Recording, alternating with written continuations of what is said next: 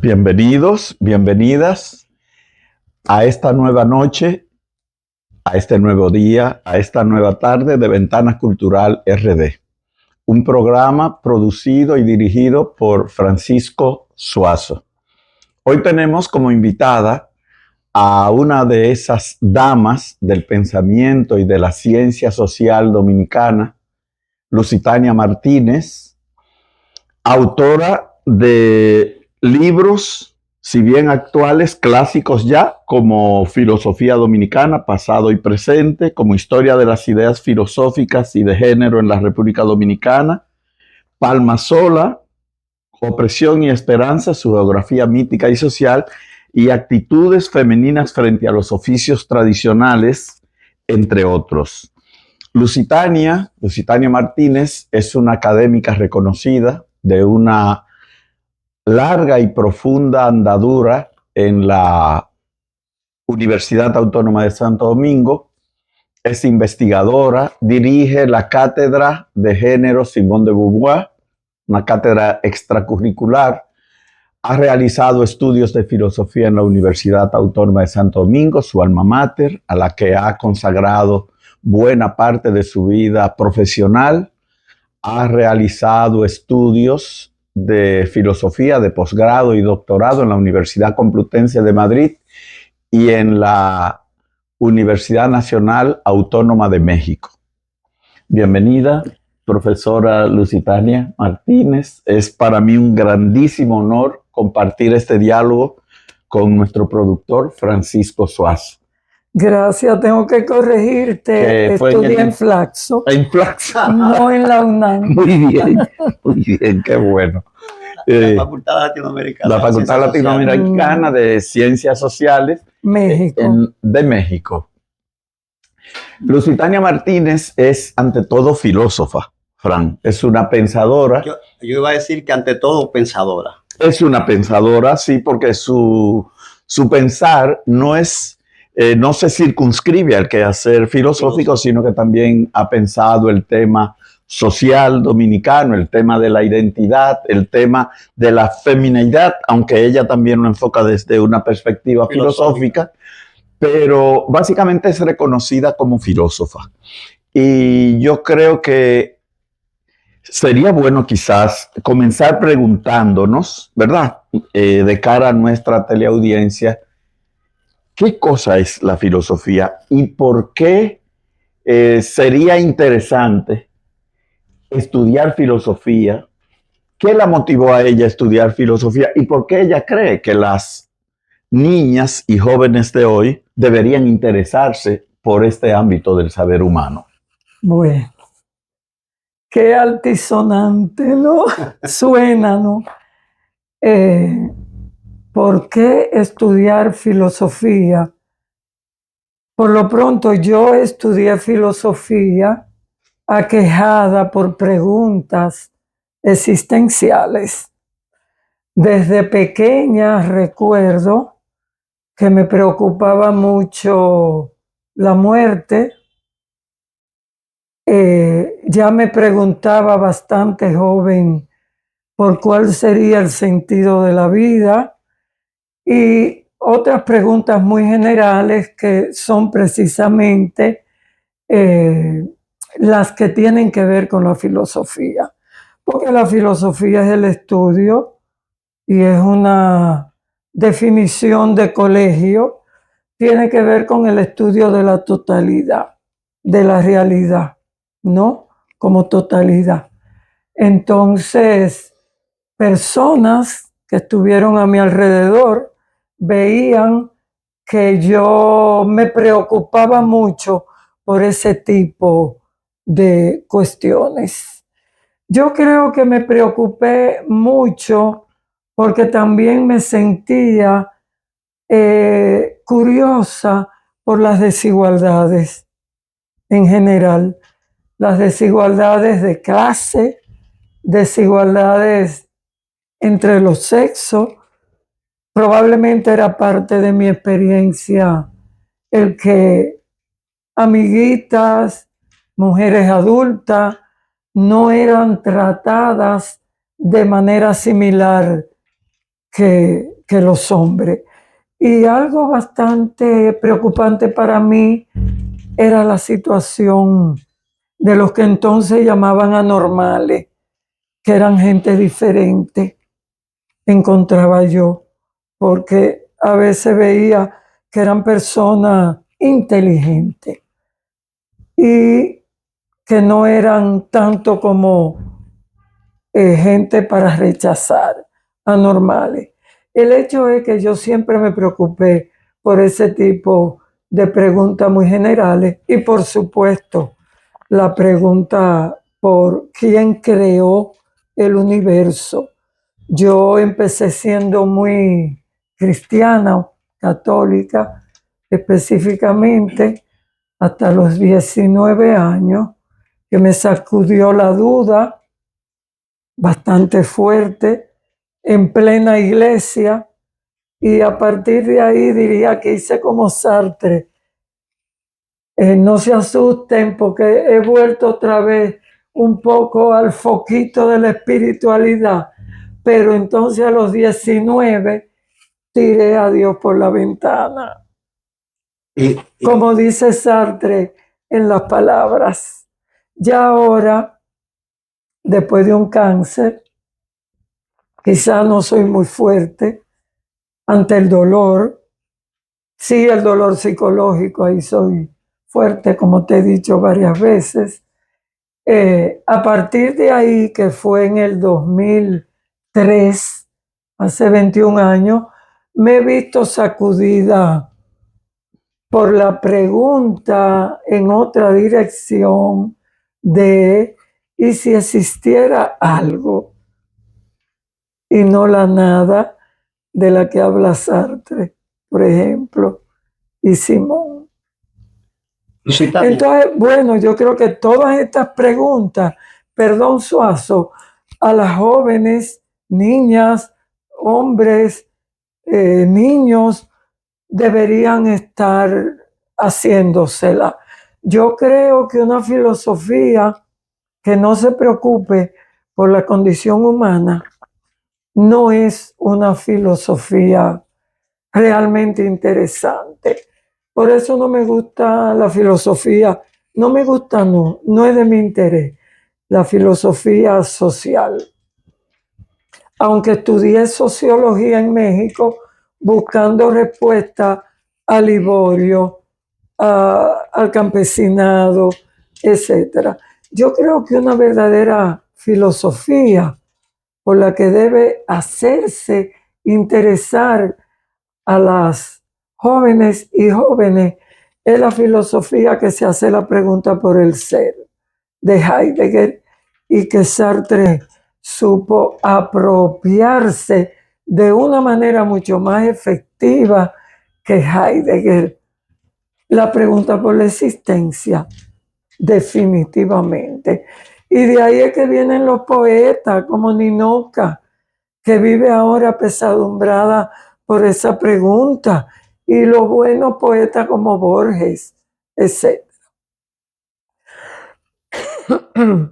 Lusitania.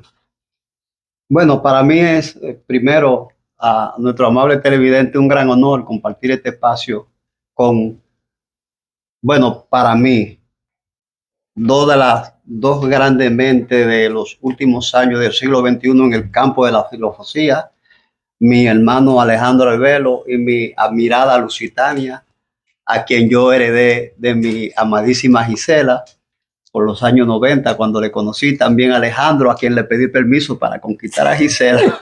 Así. Y para mí es un privilegio estar al lado de dos grandes maestros.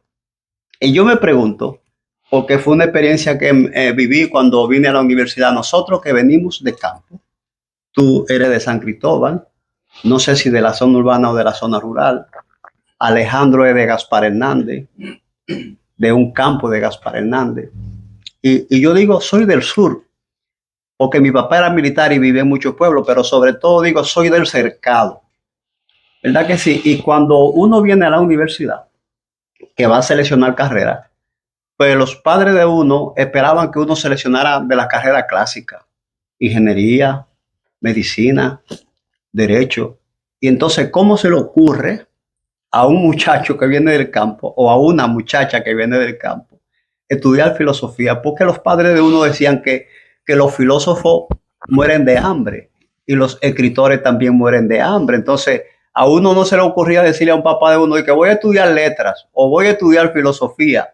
Entonces, esa rebeldía, ¿cuál fue la actitud de tu padre cuando tú le dijiste, yo seleccioné filosofía? Qué interesante pregunta porque me permite plantear y plantearme que mi padre fue diferente y mi madre también. Probablemente porque en mi familia no había entonces profesionales. Yo creo que a mi papá eso le sonó, y éramos gente muy pobre, le sonó muy fino y hizo silencio. Creo que asintió con ese silencio, me respetó tanto mi mamá como mi papá y me dejaron elegir. Yo, sin embargo, hubo un momento en que flaqueé. Yo iba a estudiar medicina para estudiar psiquiatría. Por eso de que me atraían mucho las personas supuestamente locas, anormales, que encontré cierta sabiduría en esa gente anormal, pues yo me quedaba mirándola y notaba como que no eran tan incoherentes. Entonces yo iba a estudiar medicina para estudiar psiquiatría. Y mis papás, muy pobres, acuérdense que yo soy hija de un guardia, de una billetera, con orgullo, siempre lo digo, ellos lo vieron bien y tuve que estudiar filosofía por otra razón, porque yo mantenía a mi mamá y a mi papá y la medicina era a tiempo completo. En cambio, la filosofía, que fue la que me anotó la amiga Naya Olimpia Pereira, que trabajaba en bienestar estudiantil, también te lo dije en otra entrevista, notó esa inclinación mía, esa seriedad a las preguntas profundas, no fragmentadas, no especiales, sino generales, y me inscribió en filosofía y llegó a San Cristóbal. Eureka, Lusitania, te inscribí en filosofía.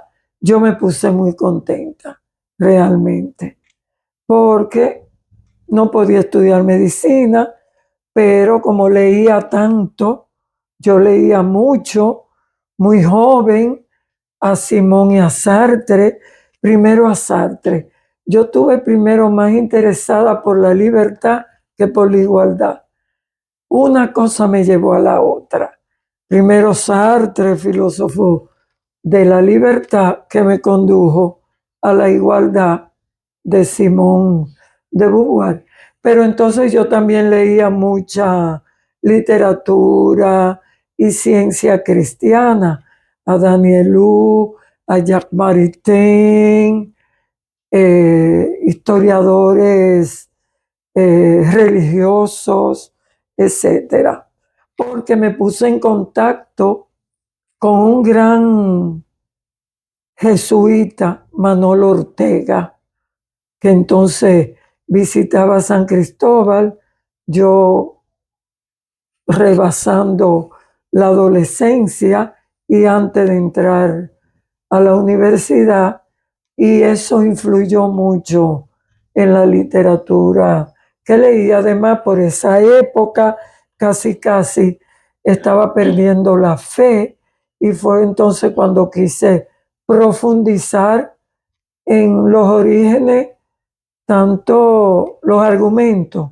acerca de la existencia de Dios, ya muy en serio, no como niñita, y también los argumentos en contra de la existencia de Dios, los dos, porque hay que ser serio, ¿eh? Yo nunca he creído en un cristiano que no se haya planteado a profundidad esa pregunta. Yo creo que ahora, a esta edad, que estoy siendo espiritual, me siento más contenta porque estoy buscando argumentos más profundos acerca de la existencia de Dios. Y tú me preguntarás por qué camino por la física cuántica, que me parece que va a dar o estará dando una respuesta más seria acerca de la existencia de Dios.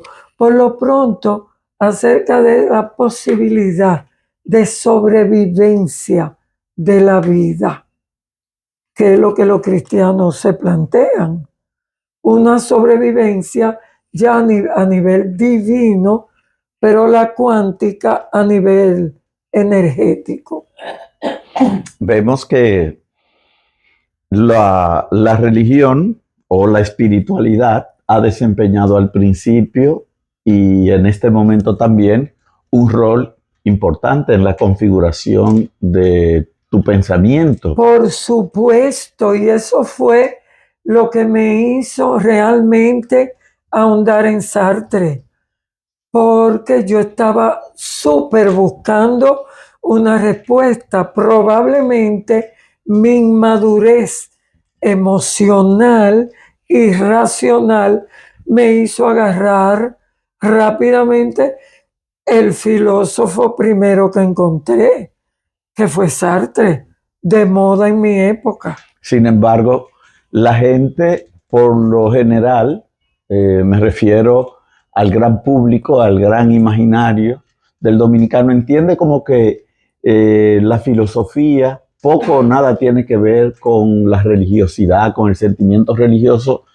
Y te planteo este tema porque precisamente eres una investigadora pionera en el mesianismo en la República Dominicana, muy especialmente en el caso de Palmasola.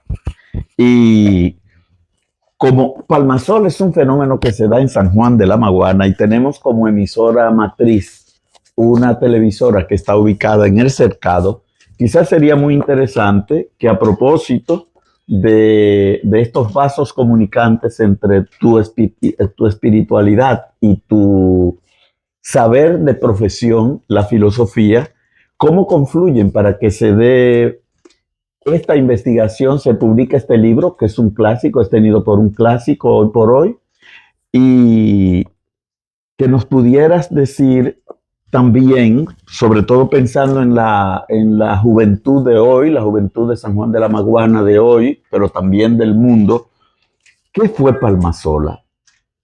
¿En qué consistió? Ok,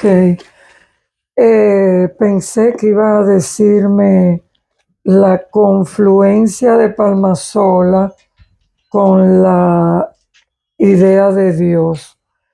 Yo creo que yo llegué a Palmasola por el tema de la injusticia, para ser coherente con lo que te dije o les dije al inicio respecto a mi inquietud sobre las desigualdades. Entonces, pues no di un salto.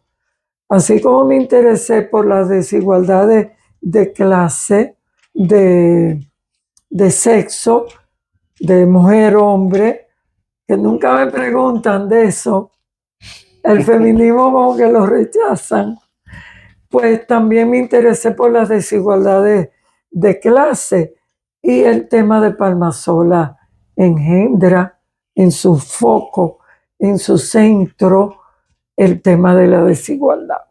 Porque Palmasola fue realmente una situación de marginación, de exclusión, no solo del campesinado sanjuanero, sino con ello del campesinado sanjuanero negro, del campesinado sanjuanero religioso popular.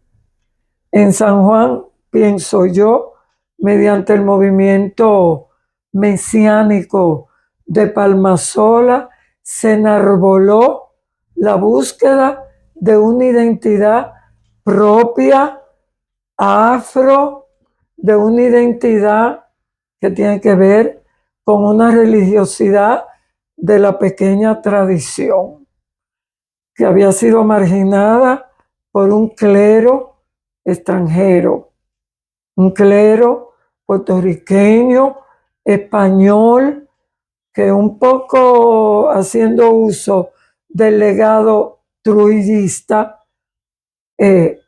realizaba ritos burgueses en una iglesia burguesa que no asistía a los religiosos, campesinos, negros, marginados.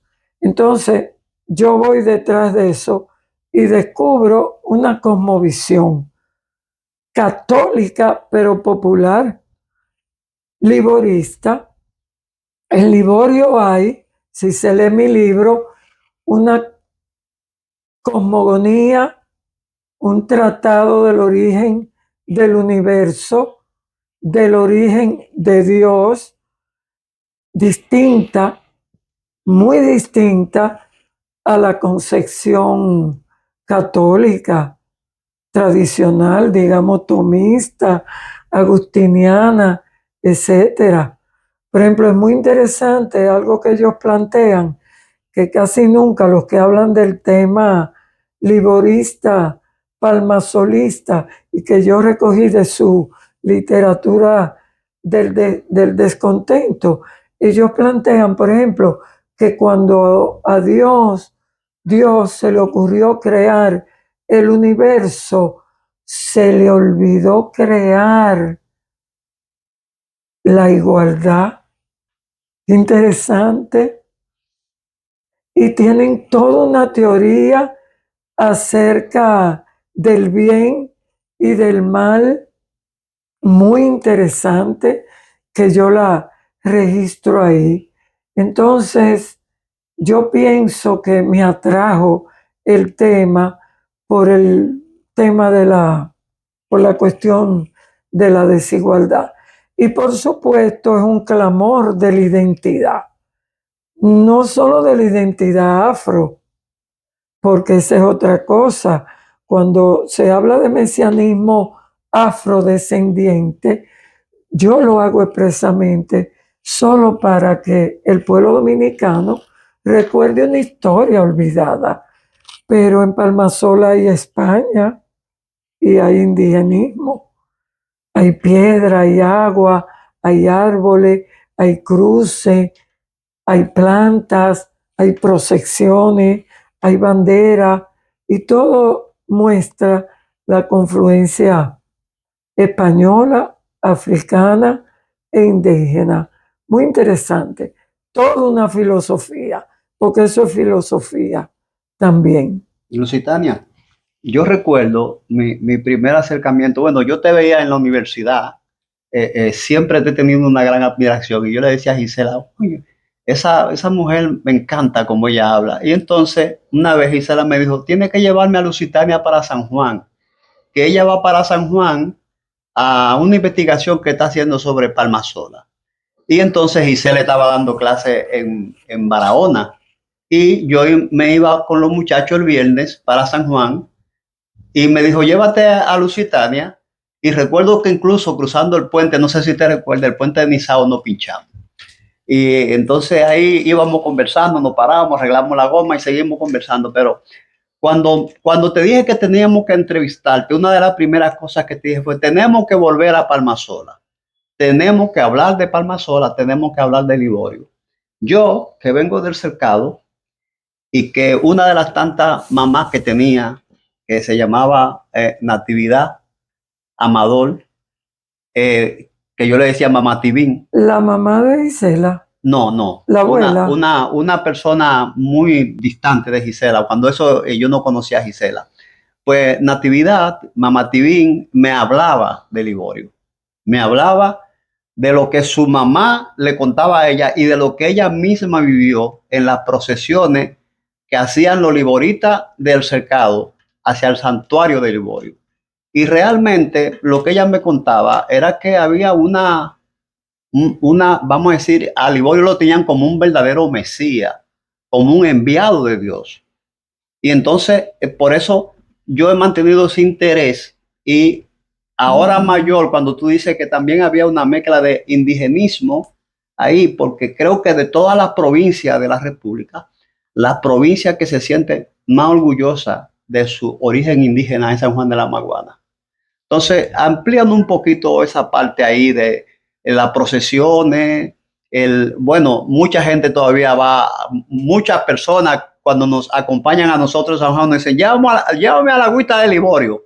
Bueno, Sí, y tenemos que ir para la Maguana, llevarlo a la agüita de Liborio y aprovechamos y pasamos por la plaza ceremonial del Corral de los Indios y todo eso. Entonces, sí. Bueno, el Mesías fue Liborio, que se supone reencarna en los mellizos de Palmasola, porque recuerden que este movimiento empieza en la primera intervención norteamericana al país. Liborio aparece en el 8 y cuando empieza a realizar su misión, ya están los gringos ahí. Lo matan en el 22, o sea que él tiene 14 años de misión. Le dicen el maestro. Y se supone que al igual que los mellizos de Palmasola, 40 o 60 años después, en el 60, pues al igual que Liborio, los mellizos curan de todos los males. A la Agüita y a Palmasola son dos lugares diferentes. La Agüita está en Maguana, donde se supone nace Liborio, el primer Mesías, y Palmasola está en Media Luna. Tanto la Agüita como en Palmasola se ejecutan esos ritos distintos que tienen que ver con el indigenismo. En la Agüita, en la Maguana, se baña desnudo, recordando entonces todos los liboristas que en esa época se bañaban desnudos, las mujeres por separado y los hombres por su lado. Y en Palmasola también se hacen ritos que tienen que ver con esas tres vertientes en tres cruces, que tienen diferentes nombres, ¿no? La del juramento, en una primera entran, se despojan de los espíritus con determinadas oraciones y rituales, pasan a una segunda y luego pasan a una tercera. Pero además tú notas en su literatura, en unos cuadernos que me entregaron misioneros que son testimoniantes clave, esa es la palabra que trataba de recordar, que tenían en sus manos las oraciones principales y los cuadernos.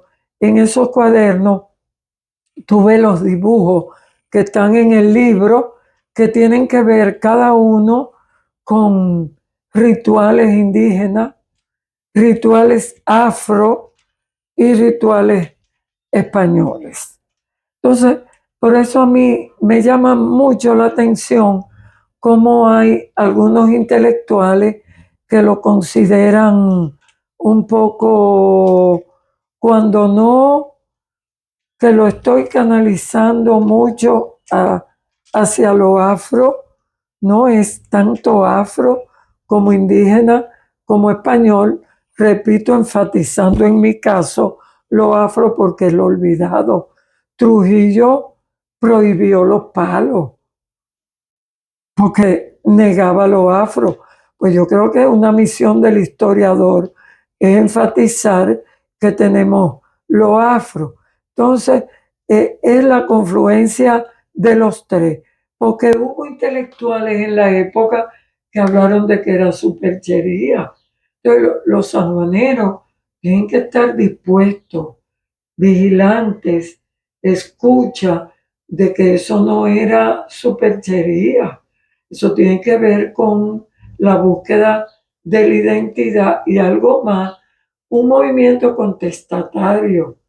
Yo lo digo.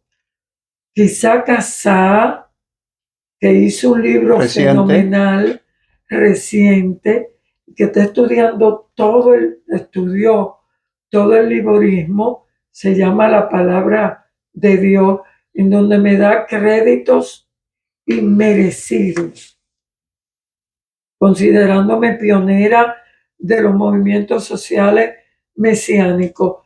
Quizá Casá, un poco menos que yo, habla de el liborismo como contestatario.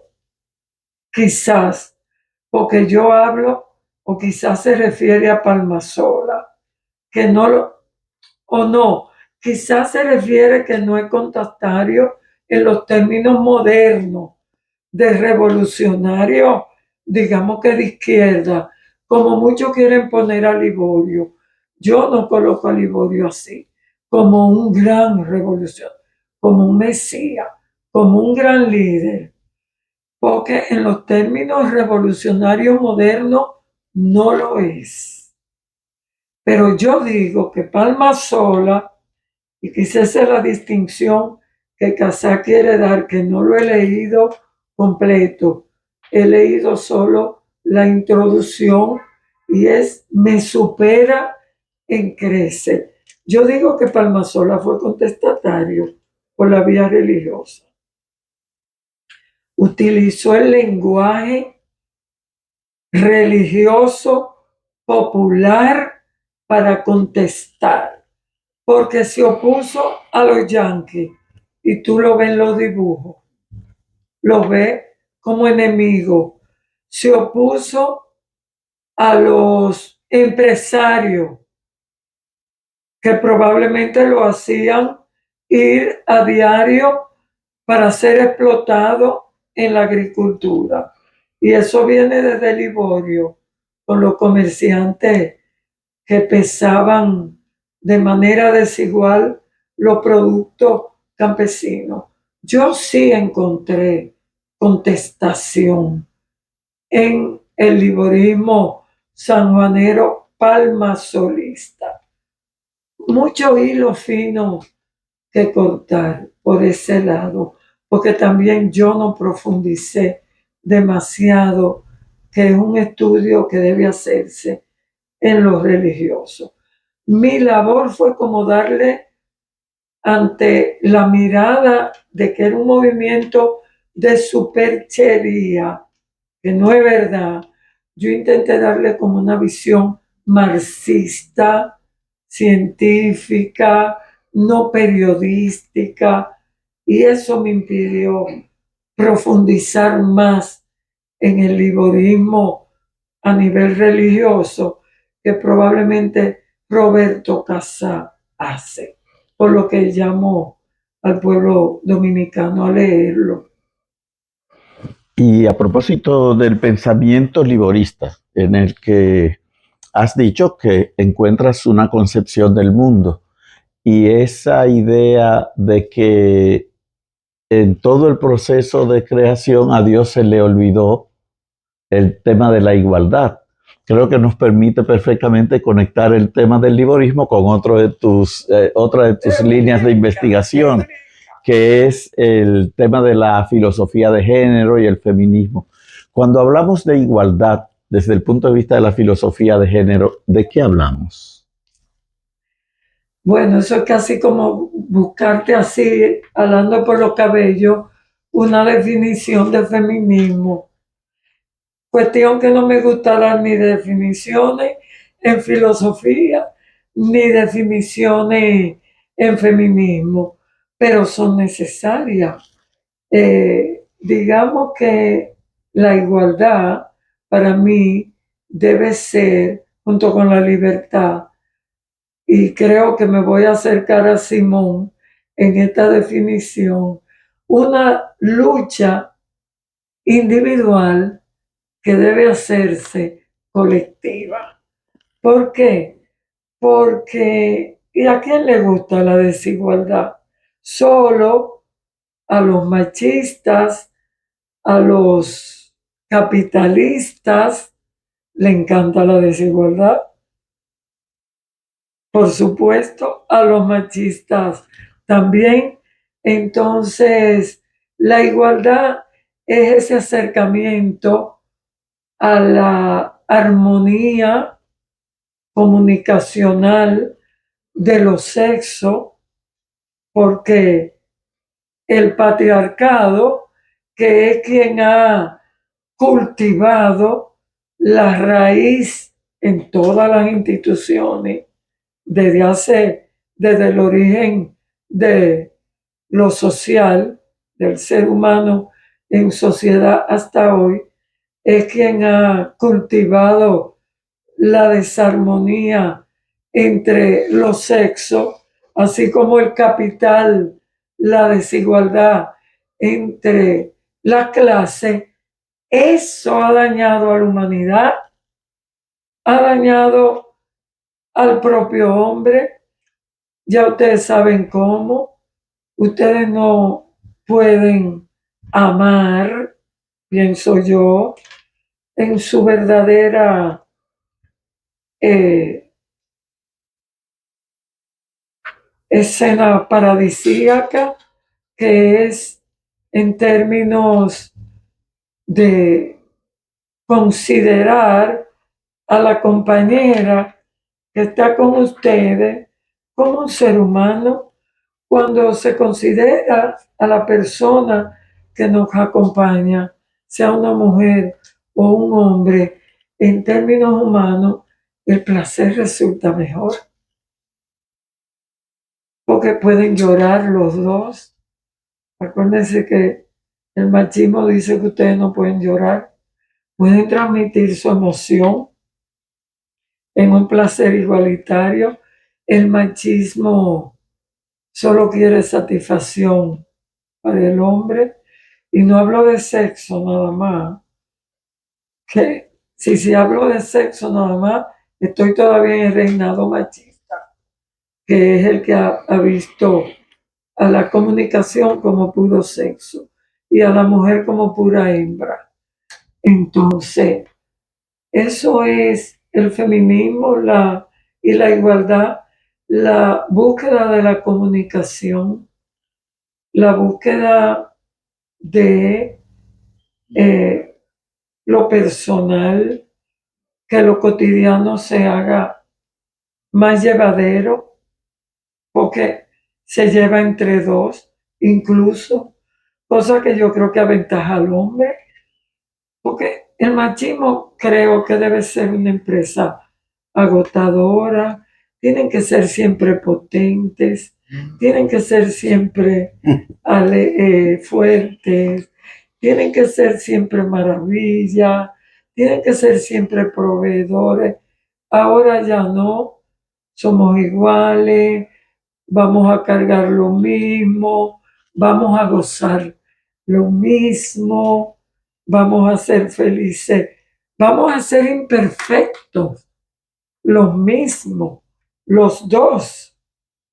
Sin embargo, Alejandro, a mí me inquieta lo siguiente, Lusitania, el papel de la educación en en la igualdad de los géneros. Y yo, bueno, en el caso de mi generación, bueno, yo tuve la suerte de que aunque mi papá vamos a decir, mi papá era un guardia autodidacta que aprendió a leer y a escribir por su cuenta y luego fue y se enganchó a la guardia. Y mami, vamos a decir, una analfabeta funcional que solamente sabe poner su nombre. Sin embargo, mami nos crió a hembras y a varones con las mismas responsabilidades. Es decir, donde los varones teníamos que hacer oficio igual que lo hacían las hembras. Teníamos que fregar, teníamos que aprender a cocinar, teníamos que aprender a lavar y aprender a planchar. Porque ella decía, y cuando ustedes salgan de la casa, si tienen que hacer este tipo de cosas, ¿quién se la va a hacer? Ustedes no van a tener a sus hermanas, ¿verdad? Pero en mi campo, en el cercado, yo lo que veía era que la mayoría de mis contemporáneos no le enseñaban ese tipo de cosas, porque eso no, los oficios no eran para los muchachos, no eran para los varones, los oficios son para las hembras, es decir, que nosotros venimos con un lastre que arrastramos de nuestra formación y quizá poco difícil poder superarlo con la educación universitaria. ¿Cómo podríamos nosotros entonces construir una sociedad más igualitaria en términos de género? Bueno, estamos hablando de cosas mayores. Tiene que efectuarse una transformación de la cultura, empezando por ahí. Y eso es bastante difícil y lento. ¿Y cómo se transforma la cultura? A través de la educación. ¿Cómo se transforma la educación? No solo desde la familia, sino saliendo de la familia, que es la primera en enfrentarse con el comportamiento de los niños, salir de ahí y en la base de la enseñanza primaria, secundaria y universitaria. Hay quienes plantean que podemos empezar por la universidad, porque en la universidad se forman los formadores, ¿verdad? Los que dan clase en primaria, secundaria.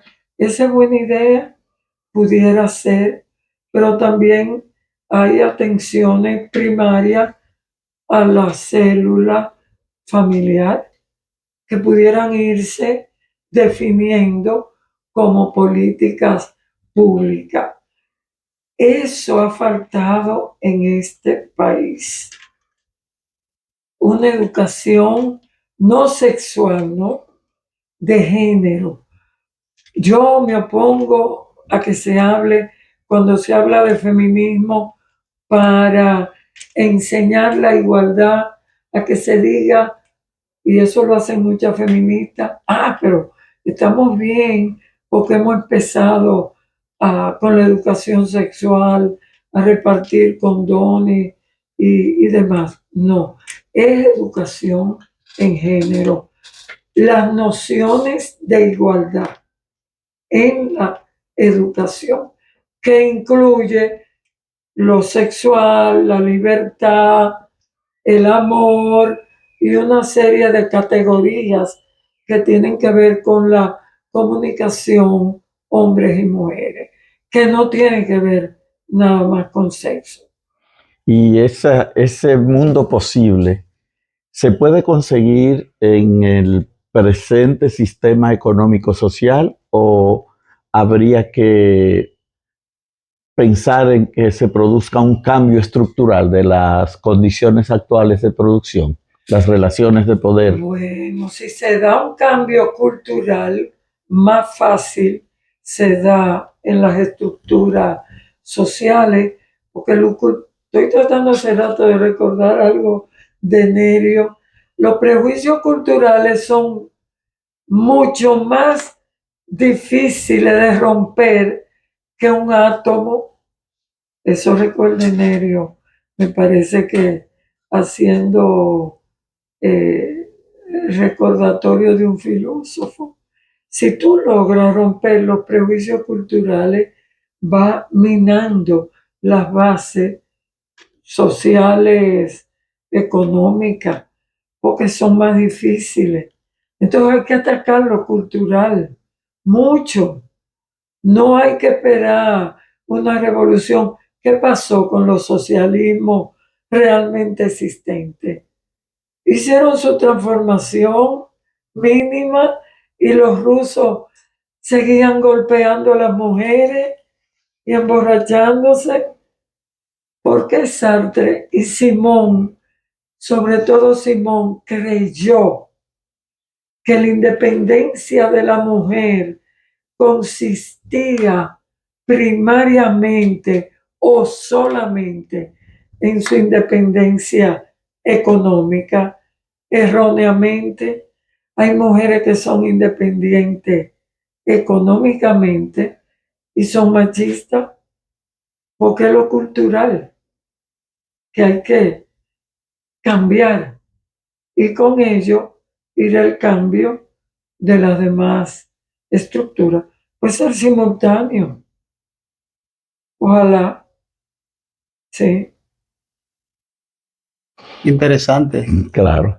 ¿Y qué relación hay, Lusitania, entre el movimiento LGTBI, el movimiento pro aborto, el movimiento pro eutanasia y la cultura woke y el feminismo? Porque a veces se confunden unas cosas con otras.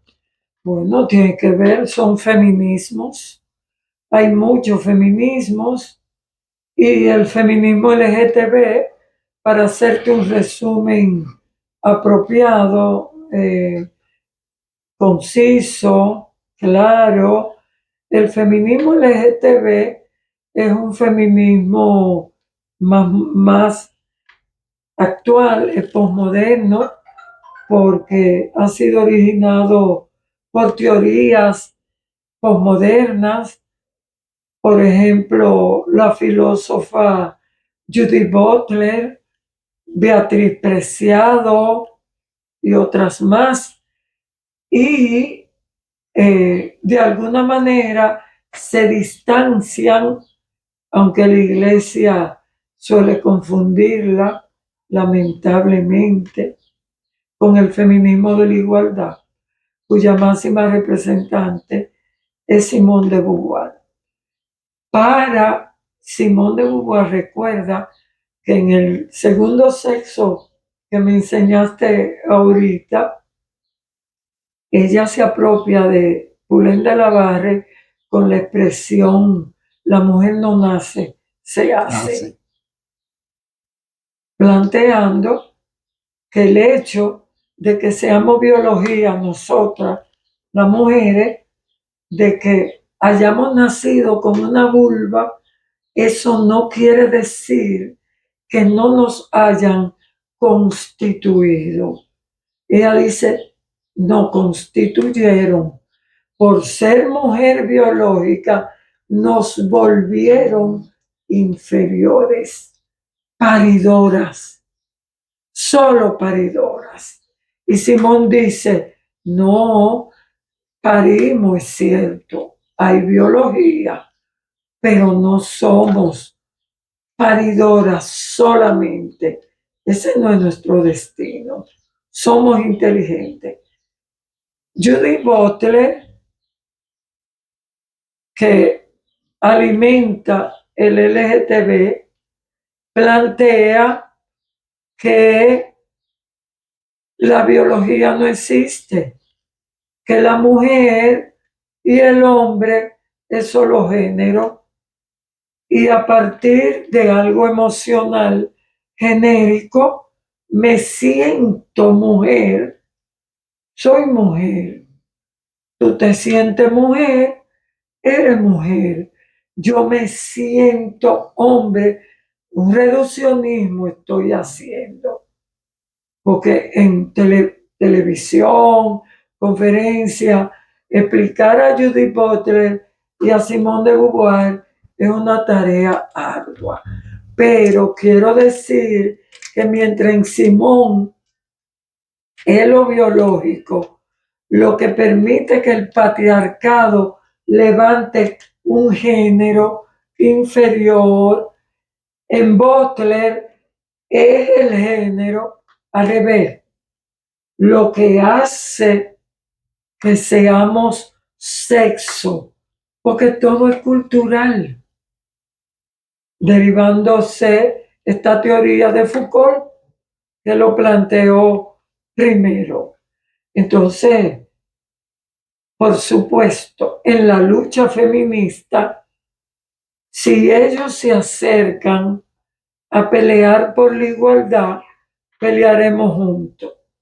Pero es difícil porque andan con otra agenda un poco distinta a la agenda que tiene el feminismo de la igualdad, que tiene que ver con el trabajo, con el salario, con la cuestión de clase, con la identidad genérica que parte de lo biológico y de otros, muchos factores, no solo lo biológico, pero no niega lo biológico como hace el LGTB. Yo quiero, a mí se me quedó una pregunta pendiente en el caso de Liborio. Y te voy a hacer dos preguntas que se me quedaron pendientes.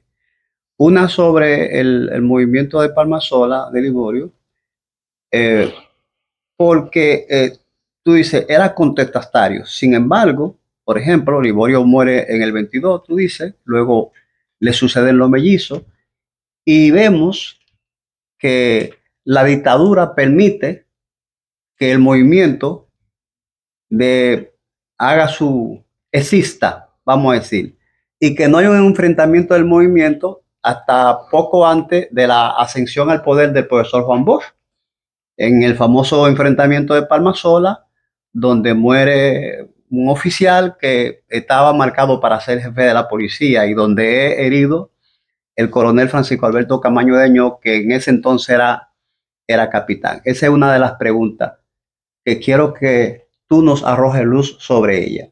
Y la otra pregunta es, porque hay una idea que considero maravillosa, que queremos poner en práctica y que la copiamos de Alejandro, y tú hablabas de cómo te marcó la lectura para tú seleccionar tu carrera de filosofía.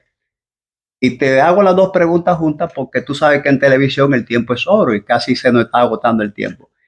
¿Qué tan importante? Y la idea es que nosotros queremos implementar, no solamente en el cercado, quizá lo hagamos en Hondo Valle, en Vallejuelo, en Juan de Herrera, ya Alejandro lo hizo en Gaspar Hernández, la implementación de un banco de libros. Pero una de las preocupaciones de Alexis, que tan generosamente nos cede este espacio, es que él me dice, Suazo y Alejandro, es que ustedes pueden llevar 20,000 libros al cercado y si no hay una estructura para que esos libros puedan ser aprovechados, es decir, si no hay un andamiaje, un amarre con los profesores, que los profesores sepan que tienen esa herramienta y que hagan que los estudiantes, que la población se interese por leer, no tiene ningún sentido. De hecho, los libros lo tenemos.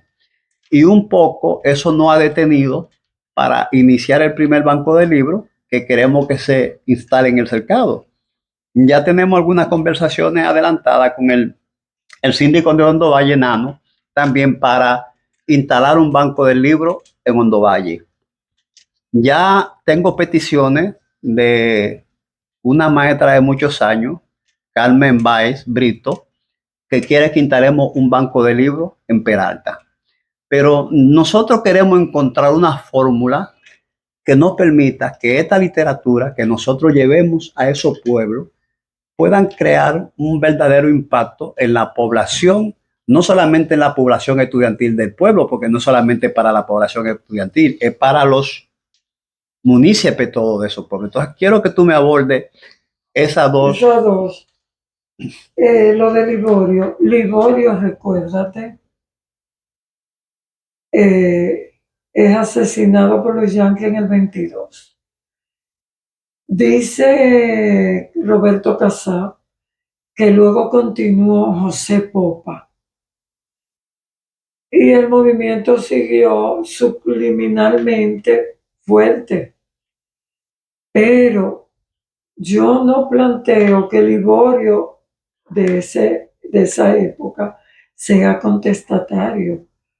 El liborismo contestatario aparece en Palmasola, que es el que yo estudio, a través de los materiales, de los testimonios que me dan. Por ejemplo, yo entrevisté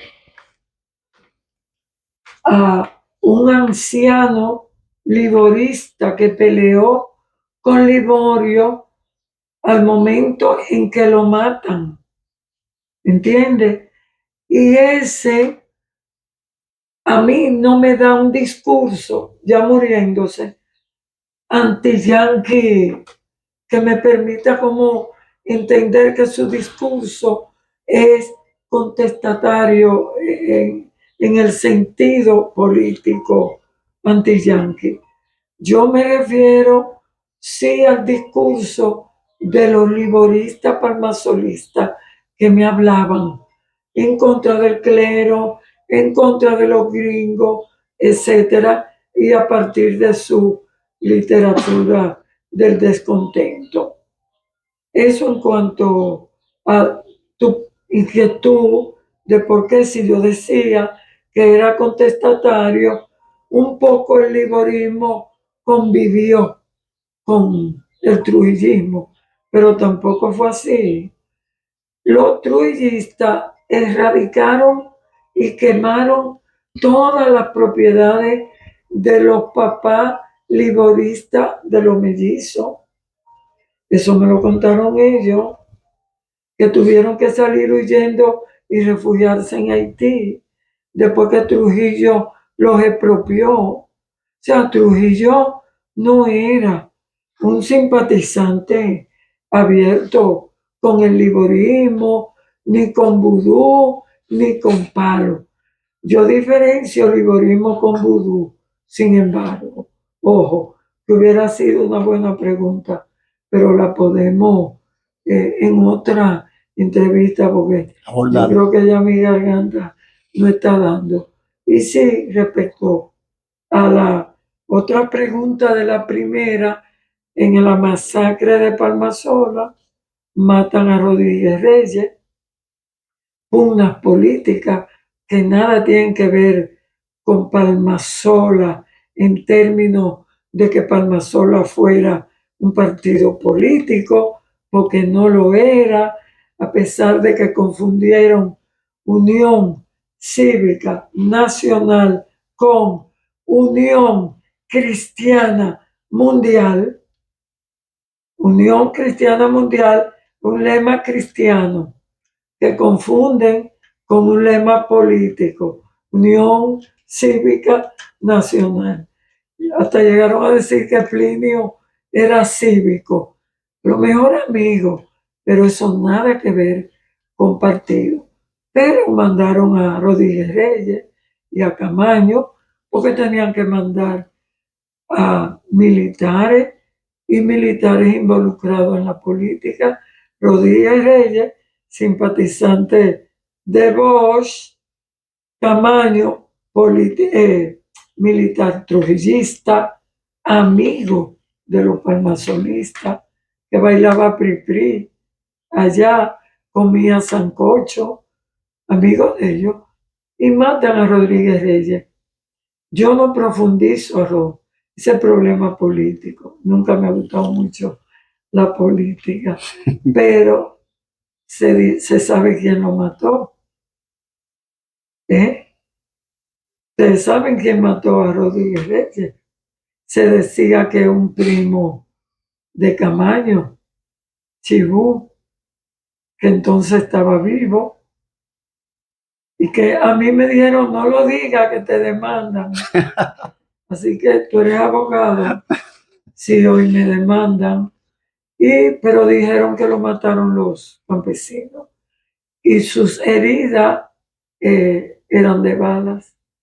Los campesinos le estaba prohibido en el lugar santo donde iban a edificar su milenio a la espera del nuevo mundo, sin males, sin muerte, sin enfermedades, movimiento mesiánico puro, hermoso, con su filosofía. Ellos no llevaban armas, las tenían que dejar las armas blancas en un rincón. Entonces, nada, veamos qué dice Casá, si va a decir algo de Rodríguez Reyes. Bueno, solo nos queda agradecer tanto la sintonía de nuestra teleaudiencia como esta oportunidad de oro que nos ha concedido la vida de poder dialogar con Lusitania Martínez. Luz entre las luces de nuestro país. Muchísimas gracias. Muchísimas gracias.